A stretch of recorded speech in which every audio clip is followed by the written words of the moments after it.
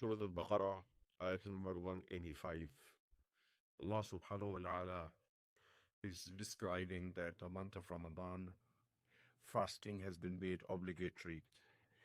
And then Allah subhanahu wa ta'ala says, if any one of you is sick or traveling, so he or she can fast in other than Ramadan and complete the numbers of the missing fasting.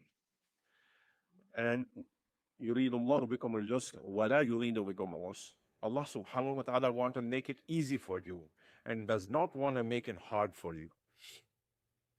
We need to note over here that during the journey, during the safar, it is allowed that a person does not fast. And especially the brother was asking me the other day, is traveling overseas. And where should we start fasting? Where should we end? Because, we're traveling for several hours, like 12, 13 hours in the plane. So in this situation, it's better not to fast and make it easy. Allah subhanahu wa ta'ala really does not want to make it a difficult for you. And Rasulullah sallallahu alayhi wasallam actually discouraged it in one of the journey. It was hot, and some of the Sahaba were fasting. Rasulullah sallallahu alayhi wasallam himself was not fasting, and some of the Sahaba were not fasting. And one person started feeling bad, kind of fainting. And Rasulullah sallallahu alayhi wasallam said that لَيْسَ مِنَ الْبِرِّ الصَّوْمُ فِي السَّفَرِ. And this is the hadith. And it's not righteous steps. It's not piety to fast while you are traveling. So when Allah subhanahu wa ta'ala has made it easy, we should keep it like that and don't make it hard for the other people that, okay, he is fasting, why I cannot fast? And particularly those of us that we have been raised in fasting from the childhood or from the young age, it's easy for us. But for those that they are converting and coming, it's very difficult for them. And even just the imagination that I cannot drink a sip of water all day, I cannot do it. So we need to take it easy on them and not make it hard on them. I know that some of the new Muslims before Ramadan, they took Shahada, and the brothers and sisters are forcing, it's Ramadan, you have to fast. And she could not fast because she was not used to, so she left. She said, "No, this religion is too hard for me. It's not for me." So when Allah subhanahu wa ta'ala has to make it easy, He should not really make it hard. And the other aspect of easiness is that I'm fasting, but I'm traveling, or I'm sick. Sickness is also, person has a fever of 102, I'm not going to leave my Ramadan fast. No, we need to make it easy because Allah subhanahu wa ta'ala has made it easy. And you know what is the lasting part and the yusr, the easy part? That I fast the same day after Ramadan and I'm getting the reward of Ramadan. That is the easiness. That is the blessing of Allah subhanahu wa ta'ala. Because I was sick, because I was traveling, now I have to complete my fasting in the month of Shawwal or even after that, and I'm getting the same reward because Allah subhanahu wa ta'ala has allowed me. So Allah subhanahu wa ta'ala is making easy, and so we it's not forbidden. The fuqaha have allowed it that you can fast, but you need to see if it is getting hard.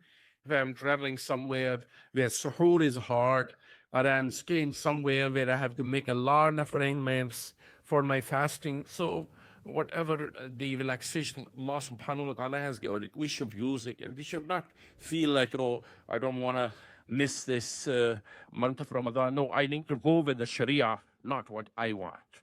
And this is easy. This is for everybody. It makes the fasting, the ibadat, practically easy and not something impossible.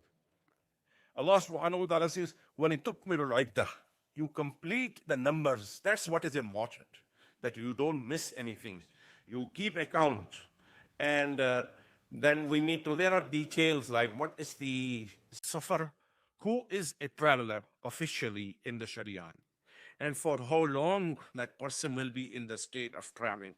It's 3 days according to Imam Shafi, it's 15 days according to Abu Hanifa. So whatever way you want to follow it, but you need to see it when it took me to write that you complete your numbers. Then Allah subhanahu wa ta'ala says, وَلِتُكَبِّرُوا اللَّهَ عَلَى مَا هَدَاكُمْ وَلَعَلَّكُمْ تَشْكُرُونَ. In the month of Ramadan, Allah gave us Quran, and Quran is the Hidayah. So Allah subhanahu wa ta'ala has blessed us. After I have fasted and Allah have blessed, and I make takbir of Allah. Blessing of Allah subhanahu wa ta'ala. I appreciate that Allah subhanahu wa ta'ala has given me. And that's why at the end of Ramadan, when we go for the on the Salatul on the day of the Eid, we do takbirat while we are going for the Salatul Eid.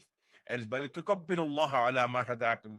And even in during the Salatul Eid, there are extra takbirat. And that is also begun. We are praising Allah subhanahu wa ta'ala for whatever He blessed us. He blessed us in Ramadan, He blessed us with the health. We could fast, He blessed us with the Quran. At night, I'm listening to the Quran, and day and fasting. This is blessing, and without blessing of Allah subhanahu wa ta'ala, we cannot do it.